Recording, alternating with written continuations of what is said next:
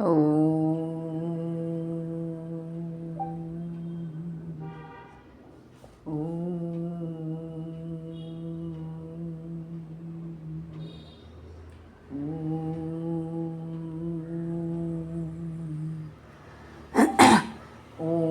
सहनाववतु सहनौ भुनक्तु सह वीर्यं करवावहै तेजस्विनावधीतमस्तु मा विद्विषावहै। ॐ शान्ति शान्ति शान्तिः। अखण्डमण्डलाकारं व्याप्तं येन चराचरं तत्पदं दर्शितं येन तस्मै श्रीगुरवे नमः। अज्ञानतिमिरान्धस्य ज्ञानाञ्जनशलाकया चक्षुरुन्मीलितं येन तस्मै श्रीगुरवे नमः। गुरुर्ब्रह्मा गुरुर्विष्णु गुरुर्देवो महेश्वरः गुरुरेव परं ब्रह्म तस्मै श्रीगुरवे नमः। स्थावरं जङ्गमं व्याप्तं यत्किञ्चित् सचराचरं तत्पदं दर्शितं येन तस्मै श्रीगुरवे नमः। चिन्मयं व्यापि यत्सर्वं त्रैलोक्यं सचराचरं तत्पदं दर्शितं येन तस्मै श्रीगुरवे नमः। त्वमेव माता च पिता त्वमेव बन्धुश्च सखा त्वमेव विद्या द्रविणं त्वमेव सर्वं मम देवदेव त्वमेव सर्वं मम देवदेव।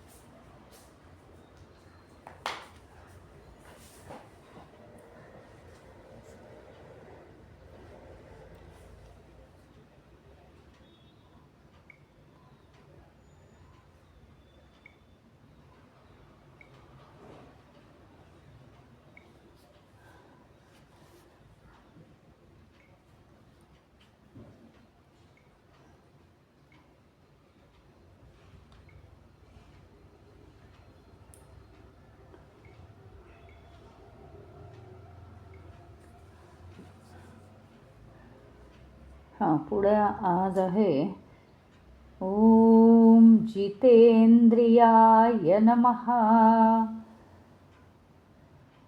ओम जितेंद्रियाय नमः। काय आहे, आपण सगळं हे ज्ञान जे घेतो आहे ते इंद्रियांच्या साह्याने घेतो. इंद्रियांच्या साह्याने ज्ञान घेतल्यामुळे होतं काय माहिती का, की आपल्याला काय काय ज्ञान मिळालं ह्याचा प्रत्यक्षात आपल्याला अभिमान होतो, अहंकार होतो. आणि दुसरी महत्त्वाची गोष्ट म्हणजे इंद्रियांच्या साह्याने आपण ज्ञान घेतो, पण ज्ञानापेक्षा जास्त आपण त्या गोष्टींमध्ये बुडून जातो. इंद्रिय आपल्याला खूप बाहेर भरकटवतात. म्हणजे इंद्रिय ही आपल्याला कशासाठी आहेत, तर आपल्या आजूबाजूला नेमकं काय चाललेलं आहे, एकतर जगाचं ज्ञान, सृष्टीचं ज्ञान आपल्याला असावं, कोणत्या परिस्थितीत आपण जगतो आहोत. आणि दुसरी गोष्ट म्हणजे आपल्याला या जगामध्ये वावरण्याचं एक साधन आहे इंद्रिय म्हणजे. पण आपण खूप वेळा असा अनुभव तर घेतलेलाच आहे. म्हणजे हे उदाहरण आपण खूप वेळा पाहिलं आहे की आता आपल्याला रोज आवश्यक असलेली भाजी रोज आवश्यक असलेल्या सुरीने आपण चिरतो. इतकं जरी कितीही अत्यावश्यक आहे तरी ती सुरी भाजी चिरण्या व्यतिरिक्त आपण जवळ घेऊन बसत नाही. त्याचप्रमाणे आपल्याला या जगात वावरण्यासाठी वावरावं लागतं आणि त्याच्यासाठी अत्यावश्यक असलेली इंद्रिय आहेत. इंद्रियांचा उपयोग जगातली माहिती मिळण्यासाठी आणि त्या पद्धतीने जगामध्ये वावरण्यासाठी इंद्रियांचा उपयोग आहे. पण इंद्रियांचा उपयोग असा तर नाही आहे की त्याच्यामध्ये आपण त्याचा उपयोग करून जे ज्ञान मिळेल तिकडेच पाझळत जावं, सृष्टीमध्येच आपण अडकून राहावं, सृष्टीमध्येच आपण इंद्रियांच्या मागे भरकटत जावं, असा अर्थ अजिबात नाही आहे. त्याच्यामुळे या इंद्रियांवर विजय मिळवणार म्हणजे आता मी दिवसभर काहीही ऐकत असेल, ती तर फार पुढची स्टेज सांगते मी. त्याच्या आधी आपण हे बघूया की मी निदान ध्यानाला बसल्यावर इंद्रियांवर विजय मिळवला पाहिजे. म्हणजे कसं, मी आता डोळे मिटणार म्हणजे मला काहीही दिसत नाही, पण अहो मनाने मला अमेरिकेतलं घर दिसतं ना, त्याचं काय करायचं. ध्यानाला किंवा साधनेला बसल्यानंतर मला माझी जरी बाह्यदृष्टी बंद झाली असली तरी आंतर इंद्रिय चालूच आहे ना. जरी डोळे बंद केले असले तरी आतमध्ये जे मन जोडलेलं आहे त्या गोष्टींना, तिथे आपलं सगळं चालूच आहे दुनिया. त्याचप्रमाणे कानांनी ऐकण्यासाठी मी आता काहीही ऐकणार नाही, सगळं घर शांत करून ठेवलेलं आहे, खोलीत दार बंद करून बसलेलो आहे, कसलाही आवाज येत नाही आहे. आणि तरीसुद्धा आपल्या मनात काहीतरी एक गाणं गुणगुणलं जातं आहे, आपल्या मनात विचार येत आहेत, ते विचारांचं श्रवण आपण करतोय मुकेपणाने, म्हणजे काहीच नाही थांबलेलं. त्याचप्रमाणे अगदी जागृत अवस्थेत सुद्धा आपलं जे इंद्रिय, जीभ नावाचं इंद्रिय आहे, ते इंद्रिय त्याचा संयम आहे का आपल्याला बोलणं आणि खाणं या दोन्ही गोष्टींसाठी. तर आपल्याला हे जर बघायचं आहे तर कुठल्याही गोष्टी म्हणजे ते अथर्व शीर्षात सांगितलेलं आहे, ओम भद्रं कर्णेभिः शृणुयाम देवाः, केवळ माझ्या कानांनी आणि माझ्या डोळ्यांनी भद्र म्हणजे पवित्र शुद्ध असंच ऐकलं जाऊ दे, पाहिलं जाऊ दे. म्हणजे हे सगळं तूच कर परमेश्वरा. मग आपण काय केलं पाहिजे, तशी काय सोय. तर सगळं जरी बघितलं तरी त्याला जर मन आपलं जॉईन झालेलं नसेल, काय होतं माहिती का, मी लाल गुलाब बघितला, मी लाल गुलाब बघितला तर बघितला. अनेक गोष्टी आपण बघतो, अनेक गोष्टी बघतो आणि त्या आपल्या मेमरीतून सुटून सुद्धा जातात. पण तो गुलाब का नाही जाते, हा गुलाब किती छान आहे, असं माझ्याकडे नाही आहे. त्याची कळी अतिशय छान आहे, माझ्याकडे आहे पण त्याच्या पाकळ्या एवढ्या मोठ्या नाही आहेत, ह्याच्या पाकळ्या घट्ट आहेत. आपल्याकडे सुद्धा असाच असायला हवा. अनेक विचार त्याच्यावर झाले. आणि असा जर माझ्याकडे असेल गुलाब तर मी रोज एक एक फूल डोक्यात घालीन. किती छान फुलं आहेत. म्हणजे काय झालं, त्या एका गोष्टीवर, बघितलेल्या किंवा ऐकलेल्या एका गोष्टीवर आपण अनेक विचार करतो. आणि अनेक विचार केल्यामुळे आपण आपली जरी इंद्रिय एकच वस्तू बघतायत. आता ते फूल मी सकाळी बघितले हो, गुलाबाचं फूल लोकांच्या बागेत. आत्ता बघत नाही आहे, पण आत्ता नुसतं ते गुलाबाचा विषय निघाला तरी माझं मन बहरून जातं. कारण माझा अंतरचक्षू, जे मी सकाळी डोळ्यांनी बाह्यचक्षूंनी बघितलेलं आहे, त्याला मन जोडलेलं असल्यामुळे मनाने ते ग्रहण केलेलं आहे. आणि ते मन आता कार्य करत आहे. आत्ता मला ते फूल पाहायची गरज नाही तरी मी वर्णन करू शकणार आहे. तसंच श्रवण केलेलं सुद्धा, तसंच चव घेतलेलं सुद्धा आपण सांगू शकतो की काय त्याची चव सुंदर आहे. मी अगदी अनुभवून सांगू शकीन की त्याची चव कशी आहे. कारण आत्ता जरी मी ते खात नसले तरीसुद्धा मी ते अनुभवलं आहे. अनुभवणं ह्याचा अर्थ इंद्रियांद्वारे जी माहिती आत मिळते त्याला जेव्हा मन जोडलं जातं तेव्हा इंद्रियांचे अनुभव आपल्याला येतात. इंद्रियांनी घेतलेल्या माहितीची प्रचिती येते.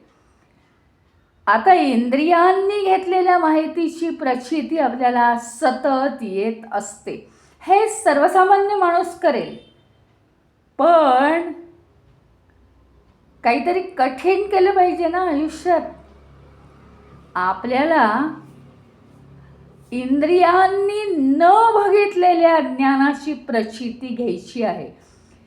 ह्याचा अर्थ काय, जे आपण पाहिलं नाही आहे पण ते आहे, जे आपण ऐकलं नाही पण ते आहे, जे आपण चव घेतली नाही, जे आपण बोलू शकत नाही, जे आपण स्पर्श करू शकत नाही, पण ते आहे. आणि ते परमानंद देणारं आहे, जे आपण इमॅजिन सुद्धा करू शकत नाही पण ते आहे. अशा गोष्टीचा जर अनुभव घ्यायचा असेल तर मात्र आपल्याला काय केलं पाहिजे, आधी इंद्रियांवर विजय मिळवला पाहिजे. म्हणजे इंद्रिय त्यांचं काम करतात आणि त्यापासून ते अलिप्त होत आहेत. याचाच अर्थ एखादी गोष्ट काय, हजारो गोष्टी आपण रोज पाहतो आणि पाहून न केल्यासारख्या, हो पाहिले असेल, माझ्या काही आता लक्षात नाही, एवढं माझं लक्ष नव्हतं. किंवा एखादी आपली मैत्रीण आपल्या जवळून जाते, आपण इतके घाईत किंवा अतिशय विचारात असतो. सकाळी मी तुला पाहिलं, हात दाखवत होते पण तुझं लक्ष नव्हतं. अरे हो का, नाही खरंच माझं लक्ष नव्हतं. का हे असं झालं? कारण आपलं मन कार्यरत होतं तिथे आणि तिथे आपण बाह्य इंद्रिय तिथे लावलेलं नव्हतं. जिथे बाह्य इंद्रिय त्याला मन जोडलेलं असलं तरच ते विचार आत येतात. हे जर टेक्निक आपल्याला कळलं तर प्रत्येक गोष्टीतनं मन काढून घेतलं आपण, जरुरीपुरती कामं केली, काय आहे काय हवं आहे ते केलं, त्यातनं मन काढून घेतलं.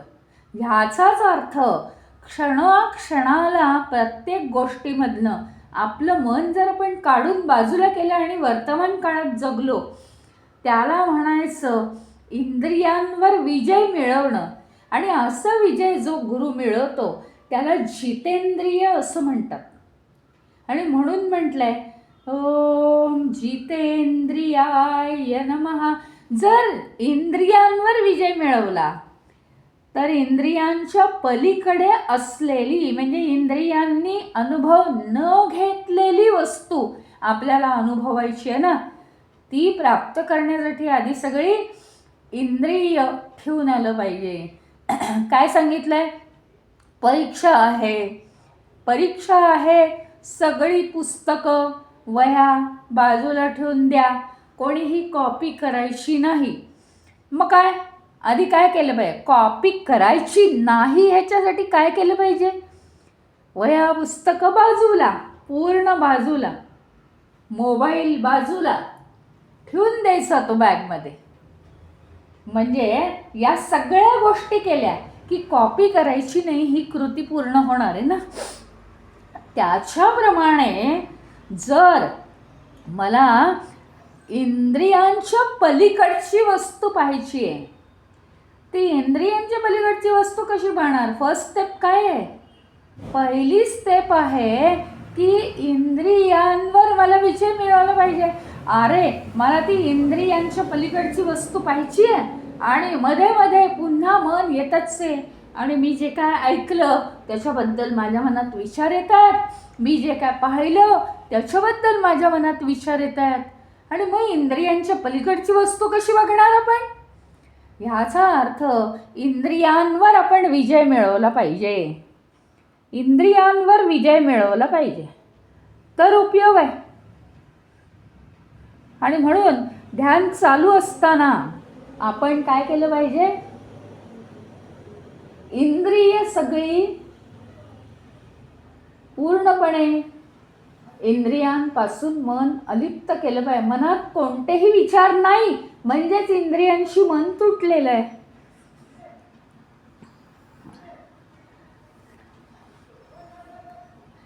आता पुढे आहे ओम सर्वभूतात्मने नमः. ओम सर्वभूतात्मने नमः. सर्वभूतात्मने नमः म्हणजे आपण बघितलं की काय आहे?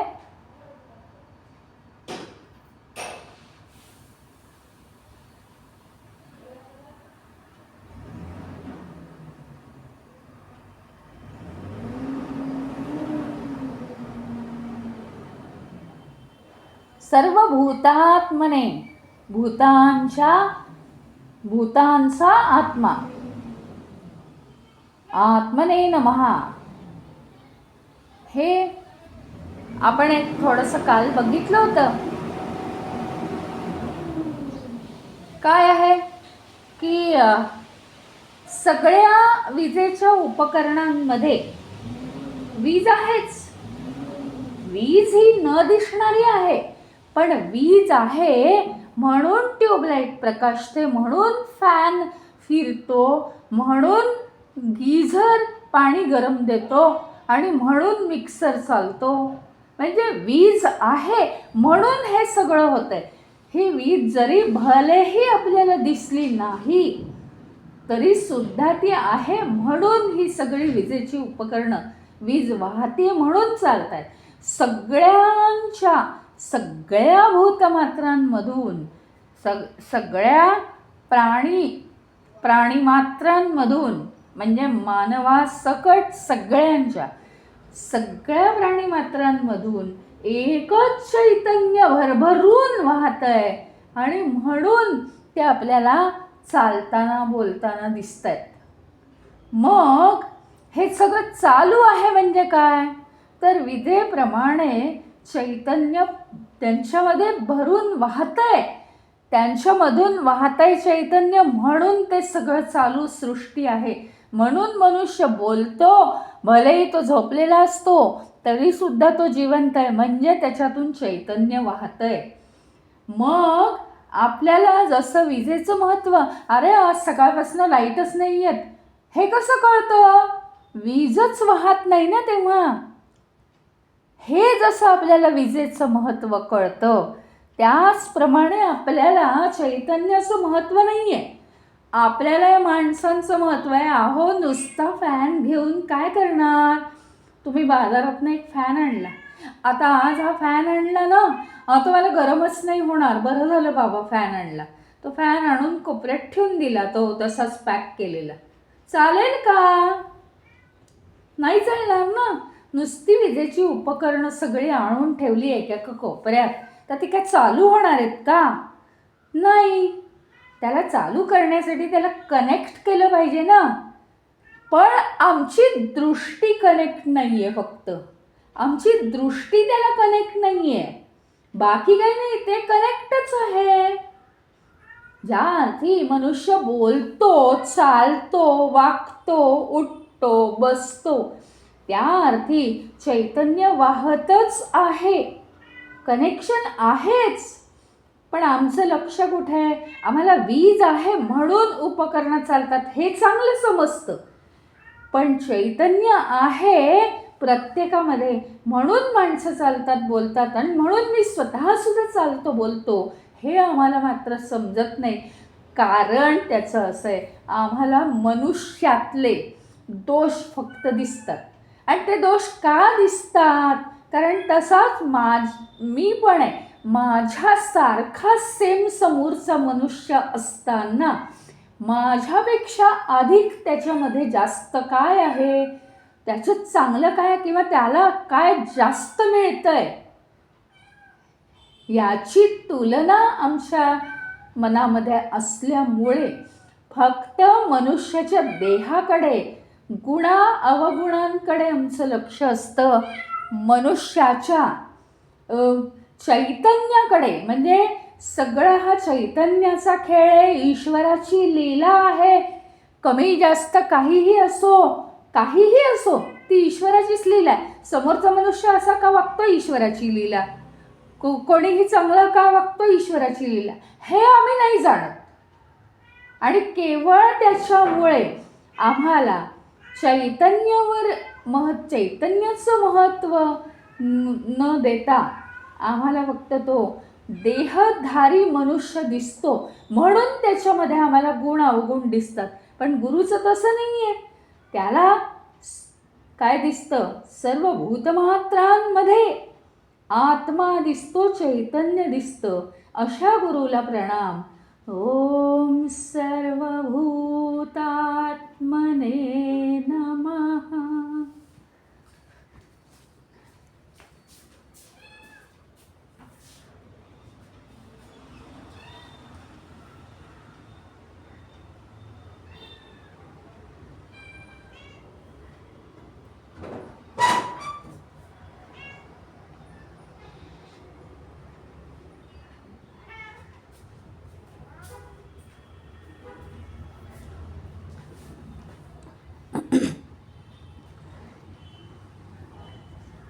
पुढे आहे ओम निर्लिप्ताय नमः. ओम निर्लिप्ताय नमः. निर्लिप्ताय नमः म्हणजे काय? ही सगळी सृष्टी आहे ना, ही माया आहे. माया म्हणजे यातली प्रत्येक गोष्ट काय आहे? आपल्याला आकर्षित करून घेणारी आहे, आपल्याला लिप्त करून घेणारी आहे. लिप्त म्हणजे कसं? एक उदाहरण देते. म्हणजे ते लिप्त होणं योग्य आहे अयोग्य आहे हे नाही, पण एक उदाहरण की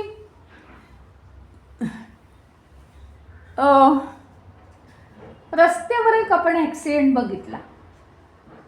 कुणाचं कोण आपल्याला माहिती नाही आहे. नुसतंच पाहायला ॲक्सिडेंट. आपण का म्हणतो, अरे अरे फारच लागलं आहे त्या माणसाला, असं नको होतं व्हायला, वाईट वाटलं मला. तिथे काय झालं? वाईट वाटलं, मानवी भावना आहे. पण काय आहे माहिती का? आपण लिप्त नाही झालेलो. वाईट वाटलं हे खरं आहे, पण त्यांनी प्रिंट उमटलेली नाही आहेत मनामध्ये. परंतु काय आहे की जर आपल्या संबंधित कुणाचा तरी ॲक्सिडेंट झाला तर मात्र आपल्याला वाईट वाटलं आहे हे आपल्याला सांगावं लागत नाही. त्याचं कारण आपल्या मनाला ठेच पोहोचते आणि आपल्या वागण्यातून, भावभावनातून दिसून येतं की आपल्या मनाला खूप लागलेलं आहे. हे आहे लिप्त होणं आणि ते आहे निर्लिप्त होणं. यात मी असं काहीच म्हणणार नाही की हे बरोबर आहे, हे चूक आहे. निर्लिप्त होणं योग्य, लिप्त होणं चूक, म्हणजे कुणाच्या सुखदुःखात भाग घेऊ नये असं मी म्हणत नाही. इथे जे दिलेलं आहे निर्लिप्ताय नमः, ह्याचं फक्त एक कल्पना यावी, समजावं आपल्याला म्हणून फक्त एक उदाहरण दिलं की लिप्त होणं म्हणजे काय. फंक्शन्स दुसऱ्यांच्या घरातलं फंक्शन असेल ना तर आपण सुचवतो, अहो मग असं करा ना, अहो हे स्वस्तात पडेल तुम्हाला, तसं करा तुम्ही, ही वस्तू ना इथे इथे स्वस्त मिळते बघा, मला माहिती, तुम्ही तिथून आणा. नुसतं सजेस्ट करायला आपल्याला काय जातं आहे. हां, जे क्रिया करायची ती त्यांनीच करायची, बरोबर. जी एखादी गोष्ट तीच आता माझ्या घरात फंक्शन आहे, टेन्शन येऊन जातं, त्याच्यात मी इन्व्हॉल्व होते, याला इन्व्हॉल्व होण्याला म्हणतात लिप्त होणं. आणि दुसऱ्याचा विचार करून केला की त्याला म्हणतात निर्लिप्त होणं. म्हणजे ते स्वतःला जास्त चिकटवून न घेणं, सहजपणे ते सुचवणं. ह्याप्रमाणे जर आपण जीवन जगलो, निर्लिप्त म्हणजे काय करायचं आहे आपण नेमकं, परत तेच की काय आहे, आपला देह आहे, देह पंचमहाभूतात्मक, सृष्टी पंचमहाभूतात्मक.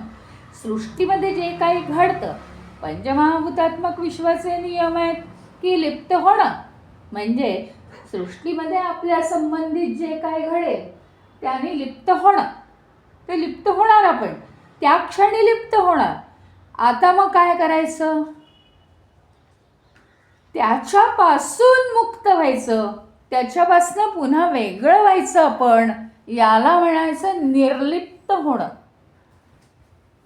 याला म्हणायचं निर्लिप्त होणं. म्हणजे कोणताही प्रसंग येणार, काहीही होणार, कधी दुःख होणार, कधी आपल्याला इन्व्हॉल्व व्हावं लागणार, पण काही क्षणात, काही थोड्या काळात त्याच्यापासून अलिप्त होणं आणि पुढचा मार्ग धरणं, याला म्हणतात निर्लिप्ताय नमः.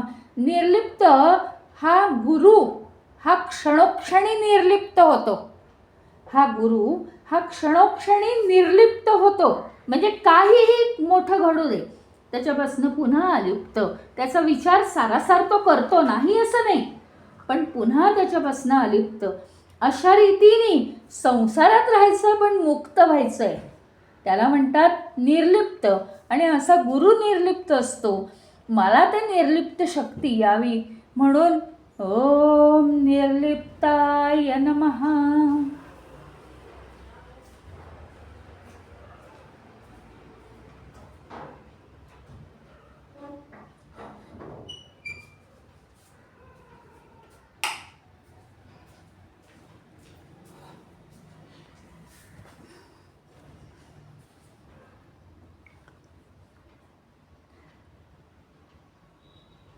पुढे आहे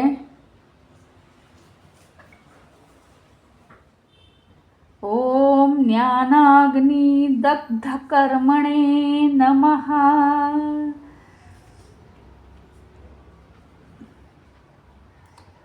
ओम ज्ञानाग्नी दग्ध कर्मणे नमः.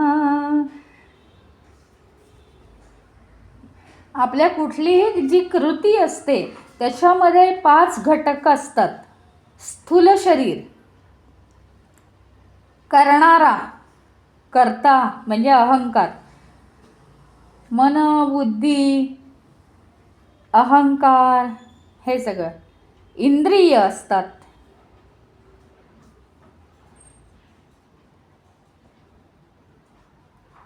आणि अदृश्य दैवी शक्ती असतात. मग काय होतं माहिती का, आपल्याला आपल्या खऱ्या स्वरूपाचं ज्ञान नाही, म्हणून आपण काय करतो की दैवी शक्ती आहेत त्यांना नमस्कार करा,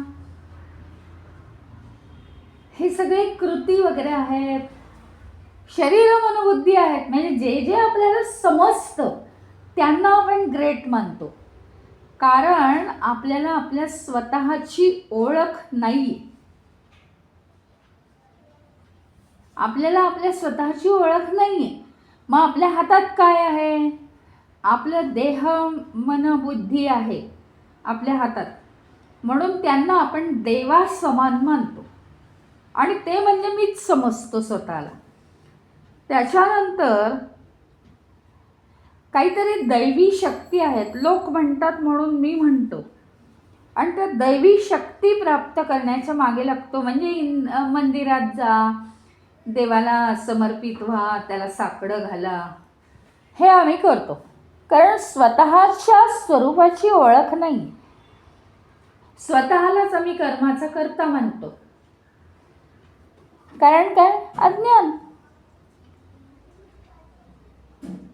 मग काय केलं पाहिजे? आपण काय केलं पाहिजे? आत्मज्ञान, स्वतःचं ज्ञान. ते स्वतःचं ज्ञान असं सहजासहजी होत नाही. तिथे काय झालं पाहिजे? सतत सतत सतत सतत ते केलं पाहिजे आणि त्याचा अग्नी निर्माण झाला पाहिजे. म्हणजे तापून तापून ते ज्ञान आपल्याला होईल.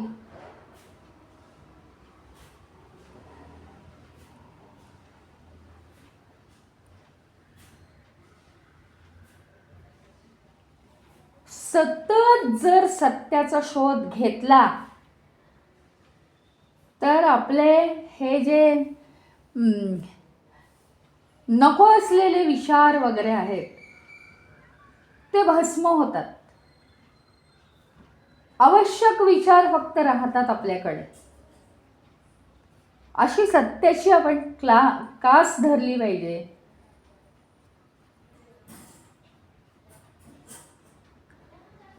ज्ञानाचा अग्नी पेटता ठेवला पाहिजे.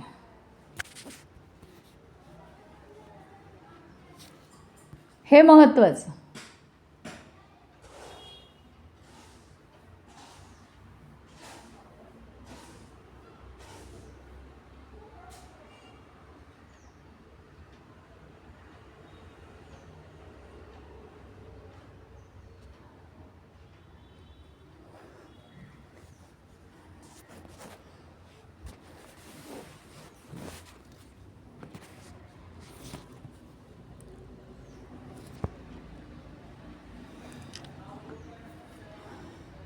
त्याच्यामुळे मग कोणतीही वासना किंवा बंधन राहत नाही.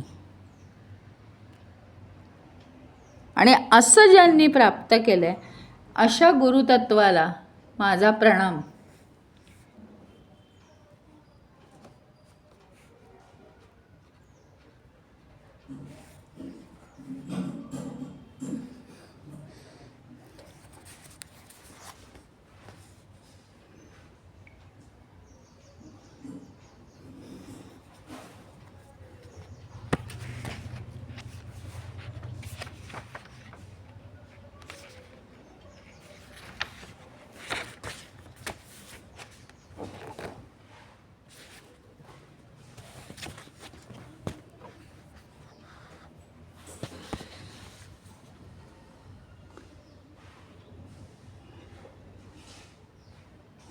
पुढचं आहे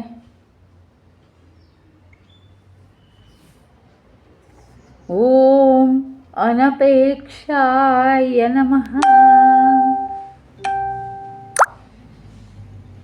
ओम अनपेक्षाय नमः.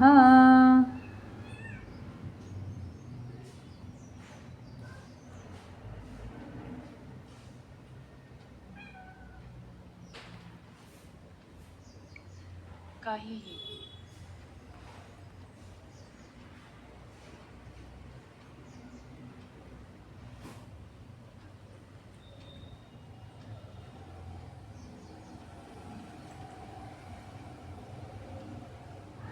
अनपेक्षाय नमः म्हणजे काय?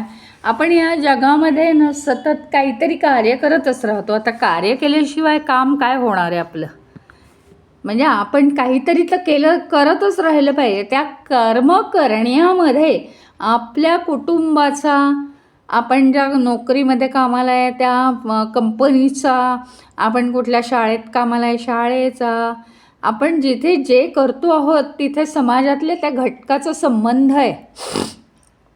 मग होतं काय माहिती का, असं आपण करत असताना आपण व्यवहार आपल्याला कसा करावा लागतो, तर आपल्याला काहीतरी अपेक्षा ठेवावी लागते. म्हणजे काहीतरी आपल्याला रिटर्न मिळालं पाहिजे. आपल्याला आपण जे काही कष्ट करत आहोत त्यात आपल्याला काहीतरी रिटर्न मिळालं पाहिजे. परंतु एकच गोष्ट आहे अशी या जगामध्ये की साधना करत असताना आम्ही अशी अपेक्षा ठेवणं चुकीची आहे. हो, मग आता परमेश्वराने मला प्रसन्न व्हावं, 10 दिवसात मला अनुभव आलाच पाहिजे, मग त्या परमेश्वरामध्ये अर्थ आहे. नाही तर परमेश्वर नाहीच आहे कसं म्हणणार. आम्ही एवढं कळकळून सांगतोय आम्हाला अनुभव झाला पाहिजे आणि तो परमेश्वर आम्हाला करून देत नाही, म्हणजे काय, असं म्हणण्यात काही अर्थ नाही. केवळ हा एकच मार्ग असा आहे की काहीही अपेक्षा नाही आणि मग आपण संपूर्णपणे 100% ध्यान करतो आहोत, प्रामाणिकपणे ध्यान करतो आहोत. संसारातल्या गोष्टी मी म्हणतच नाही. त्याचं कारण संसार आपण करतोच उदरनिर्वाहासाठी, परंतु आपण केवळ एक ध्यानाची अशी गोष्ट आहे की आपल्याला केवळ ते ज्ञान घ्यायचं आहे. बाकी मला हे झालं पाहिजे, मला तो अनुभव आला पाहिजे, मला ईश्वराने मदत केली पाहिजे. ती शक्ती म्हणजे आहे काय, मी इतकं बोलवतो आहे त्या शक्तीला नाही. ब्रह्मदेवांनी 10,000 वर्ष तप केलं सृष्टी निर्माण करण्यासाठी. आता ब्रह्मदेवांनी सृष्टी निर्माण करावी म्हणून काही कथांमध्ये असं आहे की शिवजींनी त्यांना आज्ञा केली. काही कथांमध्ये असं आहे की विष्णूच्या अंगापासून ते निर्माण झाले म्हणून विष्णूंनी त्यांना आज्ञा केली की तू निर्माण केलेल्या प्रजेचं मी रक्षण करीन. हे जरी सगळं बरोबर असलं, भलेही शिवांनी भलेही विष्णूंनी आज्ञा केली आहे ब्रह्मदेवाला की ती सृष्टी निर्माण कर, तरी ती सृष्टी म्हणजे काय खाऊ आहे? सृष्टी निर्माण करायची म्हणजे काय खाऊ आहे? हो, यांनी मला आज्ञा केली आहे म्हणजे त्यांनीच मला सगळी शक्ती दिली आहे, आता चला मी लागतो सृष्टी निर्माण करायला, असं थोडी झालं आहे. ब्रह्मदेवाला सुद्धा ती सृष्टी नीट निर्माण व्हावी याची जबाबदारी आहे. आणि म्हणून सगळे आंधळे पांगळे जीव जर निर्माण झाले असते तर ती सृष्टी निर्माण होण्यामध्ये मजा तरी होती का काही? एक मोठं जबाबदारीचं ते काम होतं. 10,000 वर्ष त्यांनी साधना केली आणि तरीसुद्धा सुरुवातीच्या काळात ती सृष्टी टिकेनाशी झाली. ती सृष्टी तिची वाढ होईनाशी झाली. ती सृष्टी त्याच्यामध्ये 2 लिंग निर्माण होईनाशी झाली किंवा त्याच्यामध्ये जन्म हे काही नव्हतंच. त्याच्यामुळे एकच एक व्यक्ती निर्माण होऊन बसलेली. नाश आणि निर्माण हा प्रकारच नव्हता त्याच्यात. म्हणजे कितीतरी अपयश आलं. इतके 10,000 वर्षाची साधना त्यांची फुकट गेली असं म्हणता येणार नाही. मग आपलंसुद्धा काय आहे की निरपेक्षपणे आपण साधना केली पाहिजे. कितीतरी साधना केली पाहिजे आणि मात्र अपेक्षा कसली नाही आणि त्याच्यात नाराजही होता कामा नये. दुसरी गोष्ट, आता इथे निरपेक्ष आणखीन कशाला म्हटलं आहे, तर ज्या गुरुनी हे तत्त्व समजावून घेतलेलं आहे तो गुरु शिष्याकडून ते प्राप्त करून घेताना तो निरपेक्ष असतो. शिष्याकडून त्याला काहीही अपेक्षा नसते की यांनी माझं ऐकावं आणि ह्यांनी असंच करावं त्यांनी तसा. खरा सद्गुरू हा असा असतो की फक्त माझ्यासारखं याला बनवायचं आहे. निरपेक्षाय नमः. ज्यावेळी आता ही सुरुवात कुठून करणार, तर या सृष्टीतूनच सुरुवात करायची आहे. हे बघा, काही गोष्टी अशा आहेत की ज्या आपल्या उदरनिर्वाहासाठी आहेत, त्याच्यात आपण अपेक्षा करायची आहे. काही गोष्टी अशा आहेत, उदाहरणार्थ आई मुलांची काळजी घेते, मुलांना वाढवते, मुलांना आवडेल अशा गोष्टी करते, पण कसं निरपेक्ष बुद्धीने मी असं केलं तर मुलांनी तसंच केलं पाहिजे, मी गुलाबजाम बनवून देईन जर मुलांनी माझं ऐकलं तर, तो नेहमी मला उलटी उत्तर देतो, मी नाही गुलाबजाम बनवणार, असं आई कधीही म्हणत नाही. निरपेक्ष ह्याच्यावरनं आपल्याला कळतंय. म्हणजे आता आईसुद्धा व्यवहार बघते का नाही बघत, तिच्या दृष्टीने तिच्या पातळीवर ती व्यवहार करते. आता ज्या व्यवहारामध्ये अपेक्षा करायची ते बाजूला, पण काही गोष्टी आपल्या जीवनात अशा आहेत की निरपेक्षता बाळगायची.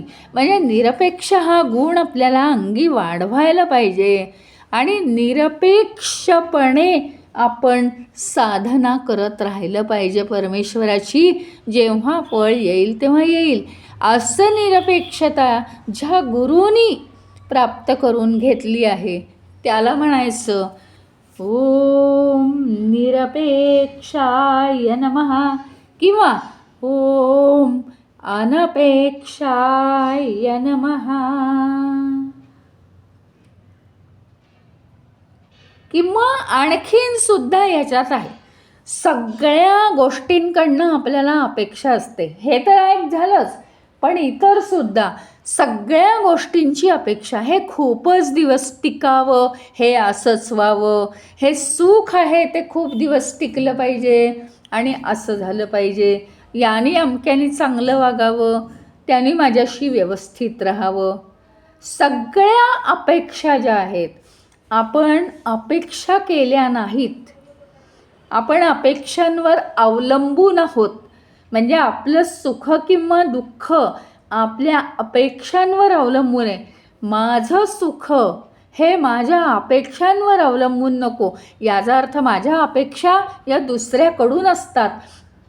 माझं सुख हे दुसऱ्याच्या वागण्यावर अवलंबून नको, माझं सुख हे माझ्या स्वतःवर अवलंबून, जे मी क्रिएट करीन त्याच्यामुळे मला सुख मिळालं पाहिजे. याला म्हणायचं अनपेक्ष राहणं, ह्याला म्हणायचं अनपेक्ष राहणं. दुसऱ्यावर अवलंबून, दुसऱ्यावरती माझं सुख अवलंबून असं असायला नको.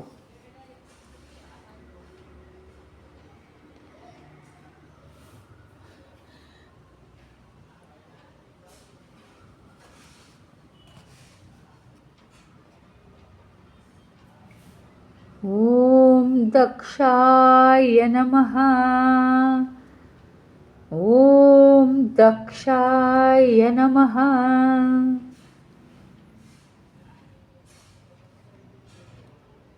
सतत प्रत्येक परिस्थितीत आपण जर दक्ष असलो, या संसारामध्ये सुद्धा जर आपण दक्ष असू तर काय होतं, बुद्धिमान आणि कार्यक्षम असूल तरच आपण दक्ष असतो. आपण दक्ष असलो तरच आपल्याला निर्णय घेता येतात.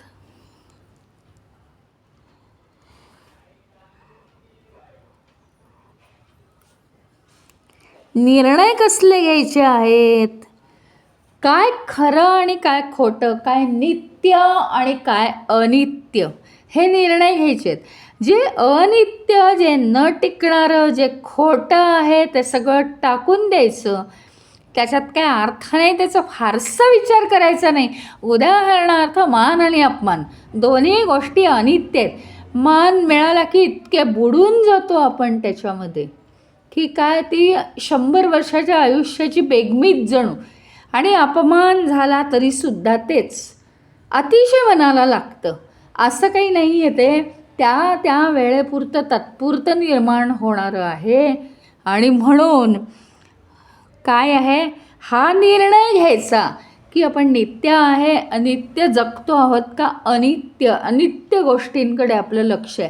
अनित्य म्हणजे न टिकणाऱ्या, फार काळ न टिकणाऱ्या वस्तू, मग त्या कशाही असू देत ना, झाल्या काय नाही झाल्या काय, राहिल्या काय नाही राहिल्या काय, काय करायचं आहे आपल्याला. नित्य आहे फक्त एकच आहे, ते म्हणजे सत्य. असा आपल्याला निर्णय करता येण्यासाठी आपण सतत दक्ष पाहिजे. पुन्हा दुःख आलं की खूप रडायचं, म्हणजे जवळजवळ 8 वर्ष रडतच राहायचं, ह्याला अर्थ नाही. तिथे आपण दक्ष असायला पाहिजे, म्हणजे आपल्याला निर्णय करता येतात.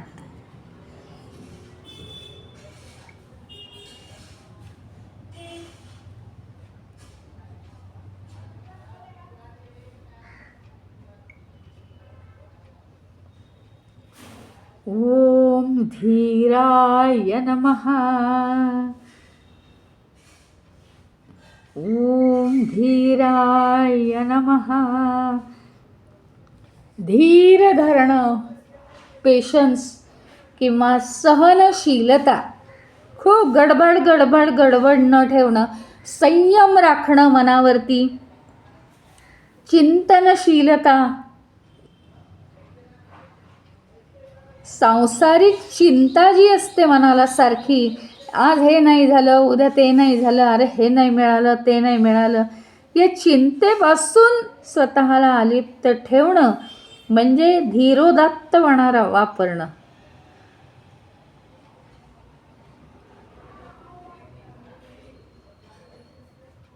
कुठलंही कार्य पूर्ण होण्यासाठी काय हवं असतं, संयम आवश्यक आहे. तो संयम ठेवला तर होतं ना. काही गोष्टींना थोडाफार वेळ लागतो, बघू काय होतं आहे ते, लगेच चिंता करायची गरज नाही आहे त्याची. आणि हा जर संयम आला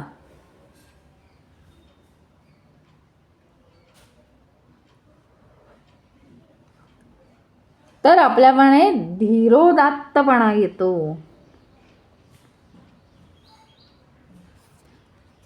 कारण अतिशय काळजी, अतिशय चिंतामग्न होणं हे सत्यापासून दूर नेणारं आहे.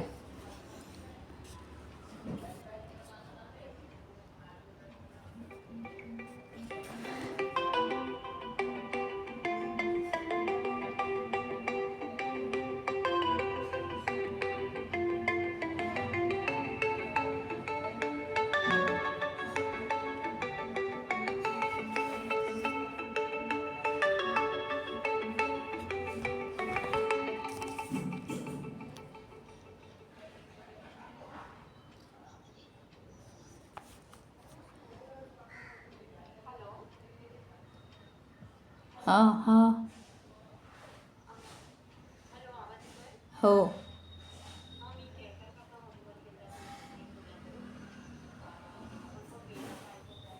हां नाही झालं आहे.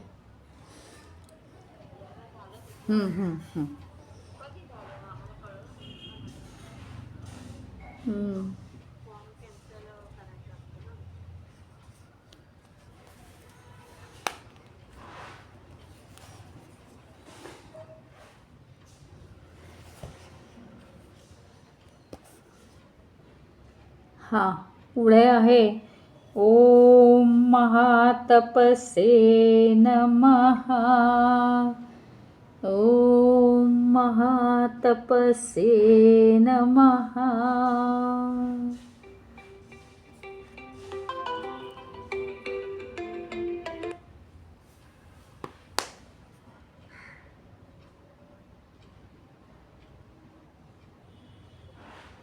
तपस्स म्हणजे तपस्या केलेली आहे. तप कशाला म्हणतात माहिती आहे? अनेक अनेक वर्ष साधना केली तर त्याला तप म्हणतात.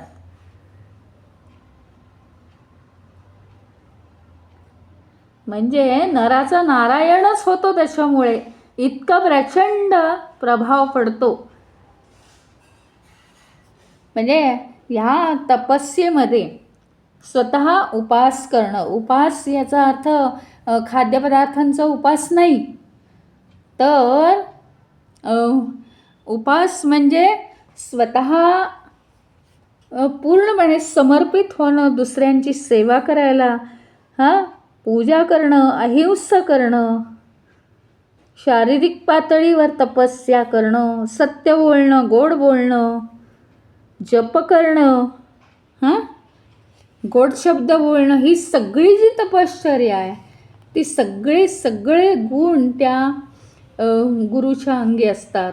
म्हणून ओम तपसे नमः.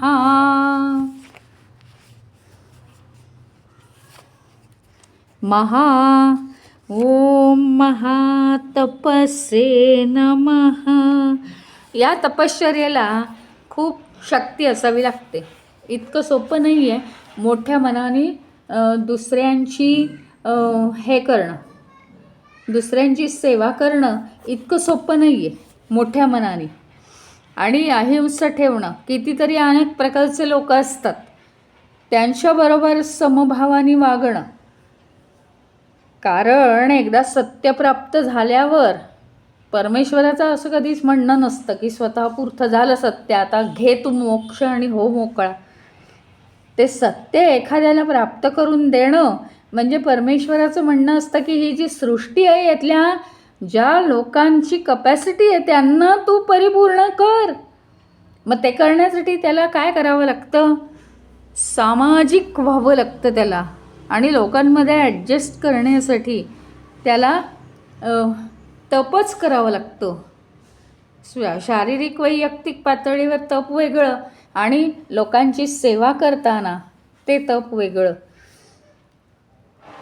अशा रीतीने गुरु हा अतिशय ग्रेट आहे आणि त्याच्या निमित्ताने हे सगळे गुण आपल्याकडून वदवून घेतले जात असताना आपल्यामध्ये सुद्धा ते गुण हळूहळू उतरतात.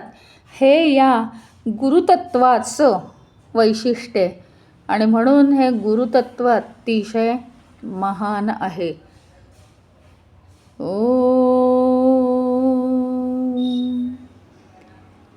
ओम पूर्णमदः पूर्णमिदं पूर्णात् पूर्णमुदच्यते पूर्णस्य पूर्णमादाय पूर्णमेवावशिष्यते.